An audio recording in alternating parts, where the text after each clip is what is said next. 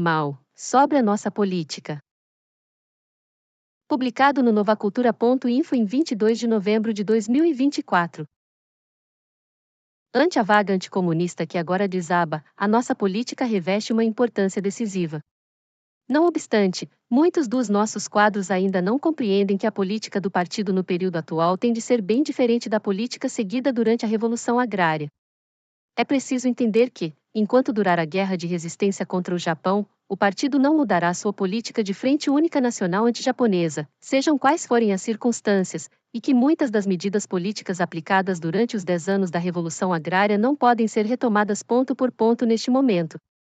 Em particular, não pode aplicar-se hoje, no período de resistência, nenhuma só das inúmeras medidas políticas esquerdistas do último período da Revolução Agrária, medidas erradas mesmo para aquela época, uma vez que resultavam de uma falta de compreensão de duas particularidades fundamentais da Revolução Chinesa, a saber, ser uma revolução democrático-burguesa em país semicolonial e caracterizar-se pela longa duração.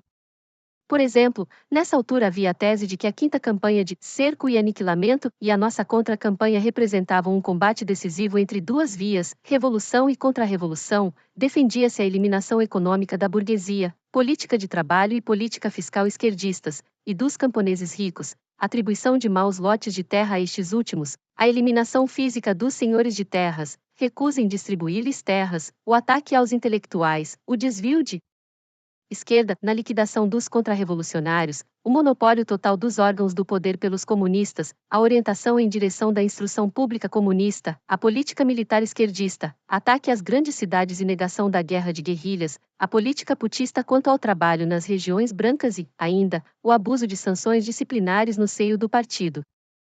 Essas medidas esquerdistas eram uma expressão do oportunismo de esquerda, o oposto do oportunismo de direita de Cheshire Tusil, que se registrara no último período da Primeira Grande Revolução.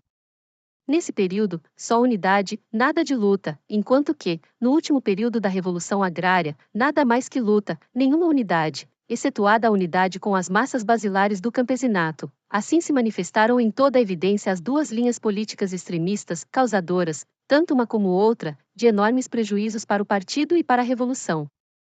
Hoje, a nossa política de frente única nacional anti-japonesa nem é unidade sem luta nem luta sem unidade. Associa a unidade e a luta.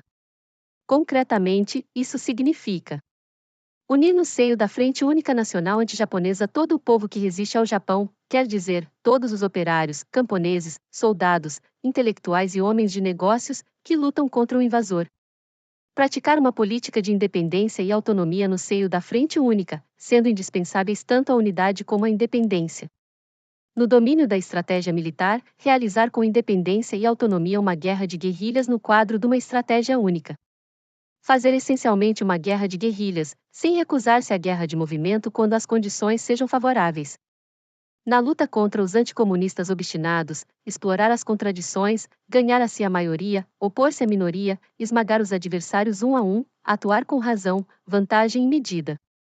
Nas regiões ocupadas pelo inimigo e nas regiões dominadas pelo Cominta, a política consiste em desenvolver ao máximo a frente única, e trabalhar encobertos e com efetivos reduzidos mas eficazes, e, quanto ao método de organização e de luta, trabalhar encobertos, com efetivos reduzidos mas eficazes, permanecer muito tempo na clandestinidade, acumular forças à espera do momento oportuno. Nas relações com as diversas classes do país, a política básica consiste em desenvolver as forças progressistas, ganhar as forças intermédias e isolar as forças anticomunistas obstinadas. Com relação aos anticomunistas obstinados, realizar uma política revolucionária de duplo caráter, aliar-nos a eles na medida em que estejam dispostos a resistir aos invasores japoneses e isolá-los quando se obstinem em combater o Partido Comunista. Como a sua resistência ao Japão apresenta um duplo caráter, a nossa política consiste em aliar-nos a eles quando lutam contra o invasor e combatê-los e isolá-los quando hesitam, por exemplo, quando mantêm entendimentos secretos com os invasores japoneses e não combatem ativamente o Aung San Suu Kyi nem os demais traidores. E como a dualidade manifesta-se também no seu combate ao Partido Comunista, a nossa política a seu respeito apresenta igualmente duplo caráter. Aliar-nos a eles enquanto não tem a intenção de romper definitivamente a cooperação entre o Cominta e o Partido Comunista e combatê-los e isolá-los sempre que passam à política de repressão e aos ataques armados contra o nosso partido e contra o povo. Nós fazemos uma distinção entre, por um lado, essa gente de duplo caráter e, por outro lado, os traidores e os elementos pró-japoneses. Mesmo entre os traidores e os elementos pró-japoneses há quem apresente duplo caráter. A seu respeito, devemos também praticar uma política revolucionária dupla. Por outras palavras, na medida em que são pró-japoneses, golpeamo-los e isolamo-los, e na medida em que hesitam, fazemos por atraí-los e ganhá-los a nós. Nós fazemos uma distinção entre esses indivíduos de duplo caráter e os traidores renitentes do tipo Ung-Sin-Wei, Vão Yitan e Shi Yousa. Tal como é necessário distinguir os grandes senhores de terras e a grande burguesia pró-japoneses, opostos à resistência, dos grandes senhores de terras e da grande burguesia pró-ingleses e pró-norte-americanos, partidários da resistência, também é necessário estabelecer uma diferença entre, por um lado, os grandes senhores de terras e a grande burguesia de duplo caráter, quer dizer, que são pela resistência mas hesitam, que são partidários da unidade mas combatem o Partido Comunista, e, por outro lado, a burguesia nacional, os senhores de terras médios e pequenos, e os nobres esclarecidos, que apresentam em grau menor esse duplo caráter. A nossa política elabora-se na base de tais distinções. A diferenciação na nossa política, tal como acaba de ser exposta, decorre dessas distinções nas relações de classes. E é igualmente desse modo que devemos definir a nossa atitude frente aos imperialistas. Embora o Partido Comunista lute contra todos os imperialistas, é necessário fazer uma distinção entre os imperialistas japoneses, que realizam uma agressão contra a China, e os demais imperialistas, que não estão atualmente lançados na agressão ao nosso país. Há que distinguir os imperialistas alemães e italianos, que concluíram uma aliança com o Japão e reconheceram o Manchukuo, dos imperialistas ingleses e norte-americanos, que se opõem ao Japão. É igualmente necessário fazer uma distinção entre a Inglaterra e os Estados Unidos do período em que praticavam a política do Munique do Extremo Oriente e prejudicavam a causa da nossa resistência, e a Inglaterra e os Estados Unidos de hoje, que renunciaram a essa política e se mostram favoráveis à nossa resistência. O nosso princípio tático continua a ser a exploração das contradições, ganhar a nós a maioria, opor-se à minoria e esmagar os adversários um a um. A nossa política exterior é distinta da do Kuomintang. Não há senão um inimigo, tudo mais são nossos amigos, declara o Kuomintang. Na aparência, este trata em pé de igualdade todos os países, excetuado o Japão, mas, na realidade, é pró-inglês e pró-norte-americano.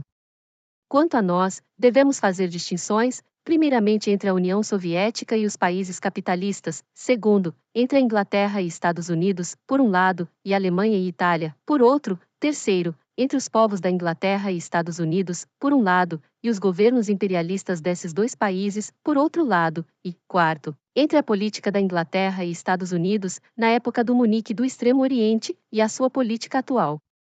É sobre tais distinções que se fundamenta a nossa política. A nossa orientação básica é contrária à do Kuomintang, pois consiste em fazer o máximo por obter ajuda exterior, baseando-nos no princípio de perseverar na guerra com independência e apoiar-nos nas nossas próprias forças, e nunca como o Kuomintang, que renuncia à guerra com independência e ao apoio nas próprias forças para depender da ajuda exterior ou entregar-se a um dos blocos imperialistas. Para corrigir os pontos de vista unilaterais de muitos quadros do partido em matéria de tática, e evitar os desvios à esquerda ou à direita que daí resultam, há que fazê-los compreender, sob cada aspecto e no seu conjunto, as modificações e a evolução da política do partido, tanto no passado como no presente. As nefastas tendências esquerdistas constituem ainda hoje o perigo principal no seio do partido. Nas regiões dominadas pelo Kuomintang, muitos quadros não aplicam com seriedade a política que exige trabalhar encoberto, com efetivos reduzidos mas eficazes, permanecer muito tempo na clandestinidade, acumular forças à espera do momento oportuno. Isso é assim porque eles não tomam suficientemente a sério a política anticomunista do Kuomintang. Por outro lado, há outros que não realizam a política de desenvolvimento da Frente Única, partem da ideia simplista de que tudo é mal no Kuomintang, razão por que ficam sem saber o que fazer. Situações análogas verificam-se nas regiões ocupadas pelo Japão.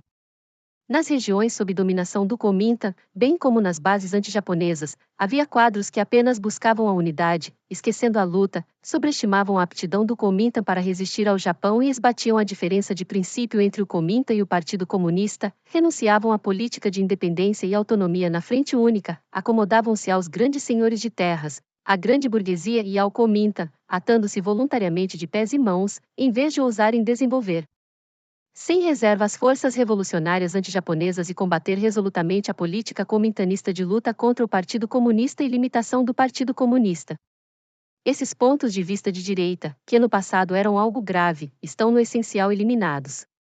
Em contrapartida, desde o inverno de 1939 tem se manifestado por toda parte uma tendência de esquerda, como resultado das fricções anticomunistas provocadas pelo Cominta e dos nossos combates de legítima defesa. Essa tendência foi em certa medida corrigida, mas não inteiramente, ainda se verifica em muitos pontos, em várias das medidas políticas concretas. Assim, torna-se absolutamente indispensável examinar e definir agora as nossas medidas políticas concretas. Como o Comitê Central fixou sucessivamente diversas diretivas sobre tais medidas, contentar-nos-emos com resumi-las nos quantos parágrafos. Sobre a composição dos órgãos do poder. Há que aplicar resolutamente o sistema dos 3/3, por força do qual os comunistas entram apenas por 1/3 nos órgãos do poder e fazem com que participe nestes um grande número de não-comunistas. No norte do Kiansu e outras zonas onde começamos a instaurar o poder democrático anti-japonês, a proporção dos comunistas pode até ser inferior ao tal terço. Nos organismos governamentais, e nos órgãos representativos da vontade popular, há que integrar representantes da pequena burguesia, burguesia nacional e nobres esclarecidos, desde que não sejam ativos no anticomunismo, e há também que admitir aí os membros do Comintan que não se oponham ao Partido Comunista. Pode igualmente aceitar-se nos órgãos representativos da vontade popular um pequeno número de elementos de direita. Em nenhum caso o partido deve monopolizar tudo. Nós derrubamos a ditadura da grande burguesia compradora e dos grandes senhores de terras, mas não a substituímos pela ditadura de um só partido, do Partido Comunista. Sobre a política de trabalho. Só melhorando as condições de vida dos operários se torna possível despertar-lhes o entusiasmo pela resistência ao Japão.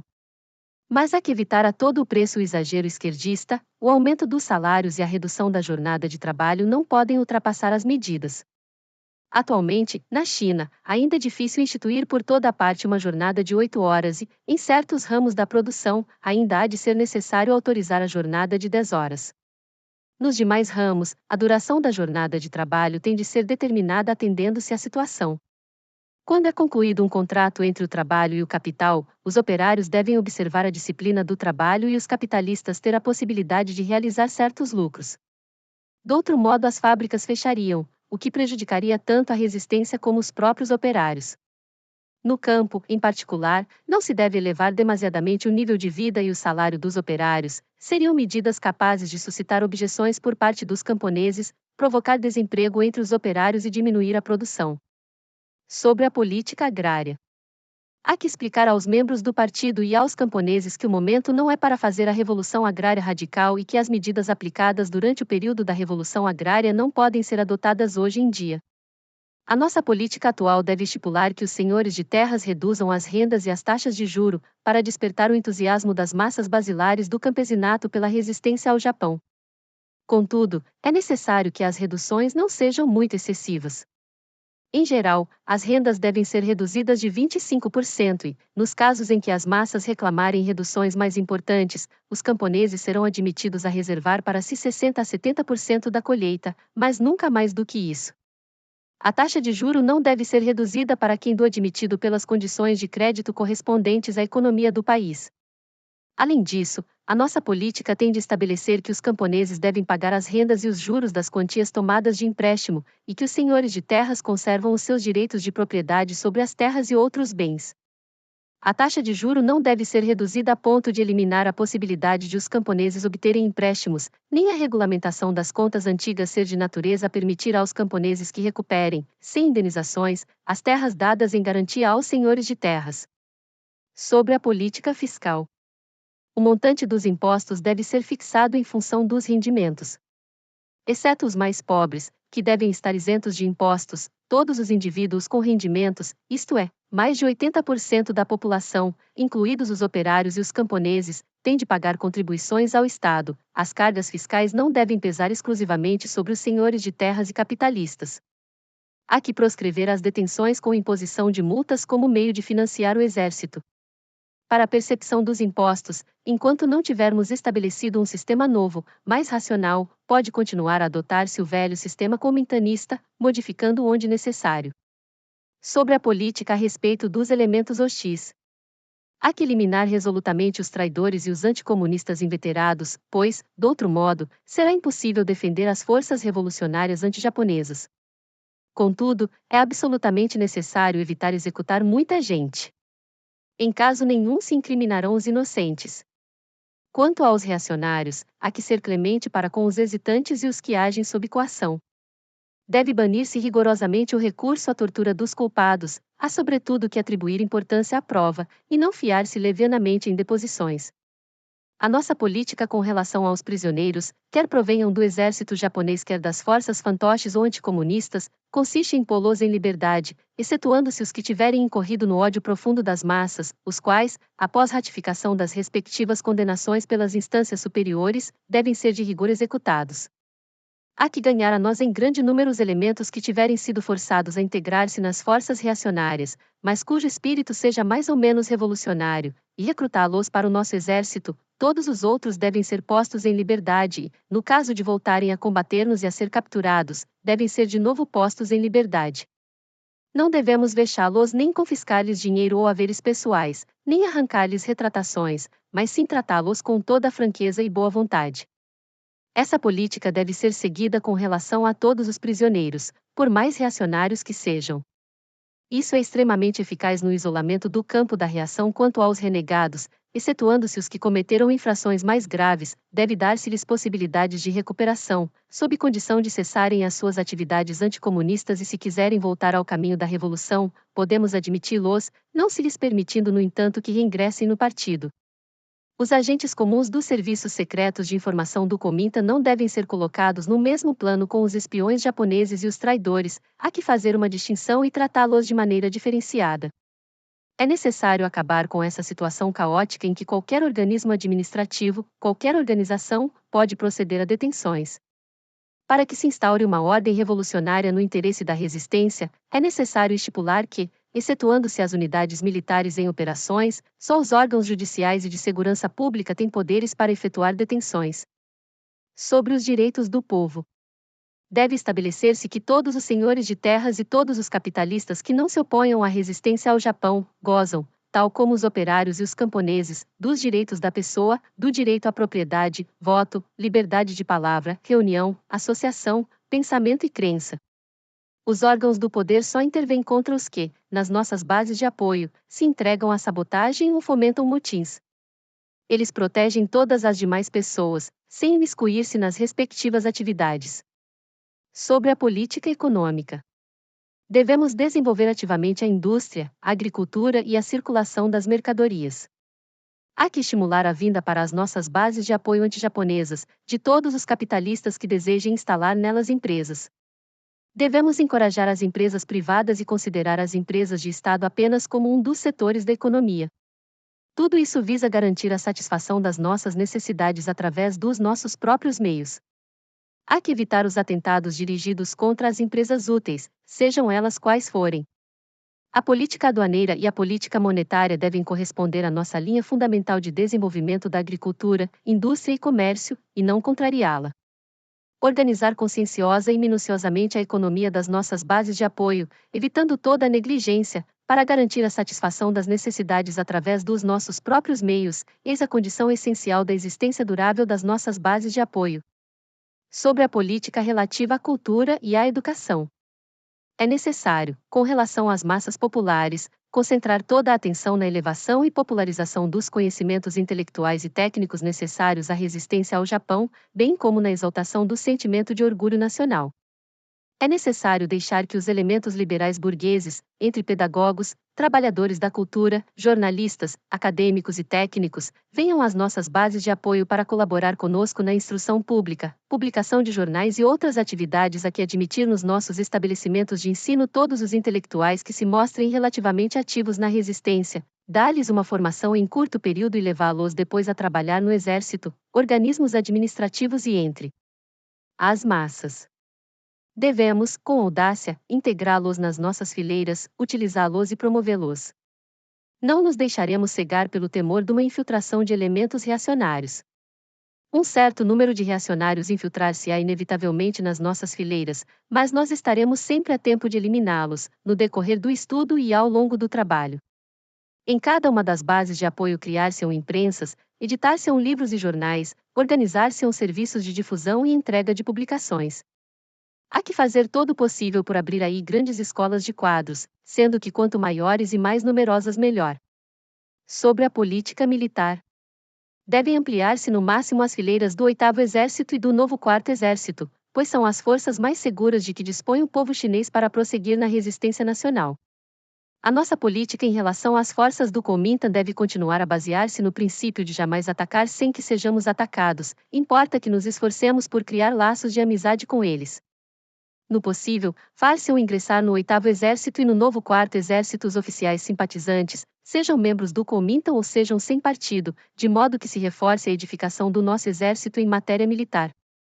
A situação atual em que, no nosso exército, os comunistas dominam por toda a parte, em virtude do seu número, deve igualmente ser mudada. Como é evidente, não se trata de introduzir o sistema dos 3/3 nas nossas forças principais, mas, desde que o partido conserve em mãos a direção das tropas, condição indispensável e imprescritível, não há que recear um recrutamento em grande de simpatizantes, na edificação tanto militar como técnica do nosso exército. Agora, que o nosso partido e o nosso exército conseguiram forjar uma base ideológica e uma organização sólidas, o recrutamento de grande número de simpatizantes, não de sabotadores, claro, não apresenta qualquer perigo, constituindo mesmo uma política indispensável, sem a qual seria impossível conquistar a simpatia da totalidade da nação e desenvolver as forças da revolução. O partido inteiro deve pôr resolutamente em prática esses princípios da nossa tática na frente única, bem como as medidas políticas concretas que daí derivam. No momento em que os invasores japoneses intensificam a sua agressão à China e, no interior do país, os grandes senhores de terras e a grande burguesia praticam uma política de repressão e ataques armados contra o Partido Comunista e contra o povo, só a aplicação dos princípios táticos e das medidas políticas concretas acima expostos poderá permitir que persistamos na resistência ao Japão, alarguemos a frente única, ganhemos a simpatia da totalidade do povo e provoquemos uma viragem favorável na situação. Mas ao corrigirmos os erros, devemos agir com método e guardar-nos contra toda a precipitação, que poderia provocar descontentamento entre os nossos quadros, desconfiança das massas, contra-ofensiva dos senhores de terras ou qualquer outra reação negativa. Diretiva interna do partido, redigida pelo camarada Mao Tse-tung em nome do Comitê Central do Partido Comunista da China em 25 de dezembro de 1940. Obrigado por assistir. Não se esqueça de dar like, se inscrever no canal e compartilhar com quem você puder. Visite o novacultura.info para participar de nossos grupos de estudo e do nosso grupo do livro. Links na descrição.